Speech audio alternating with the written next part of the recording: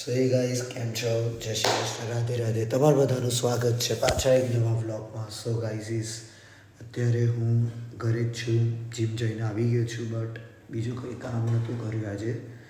અને એક વસ્તુ કે ગાઈઝ કફ છે થોડું, સો વોઇસમાં થોડો ચેન્જીસ આવ્યા છે. બટ એક વસ્તુ જે હાર્દિક પંડ્યાએ કીધી યાદ રાખી હતી, સો એના કારણે રેગ્યુલરિટી મેન્ટેન થાય છે જીમની.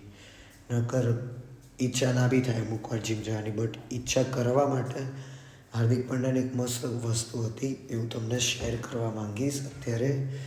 Sorry for the bad voice, but એ વસ્તુ એવી હતી, એને કીધેલું કે અગર જ્યારે તમારું મગજ થાકી જાય ત્યારે તમારા બોડીનું સાંભળો, બોડી થાકી જાય ત્યારે મગજનું સાંભળો, અને રેગ્યુલરી કન્સિસ્ટન્સી મેન્ટેન રાખો. સો હું મેન્ટેન રાખું છું અત્યારે.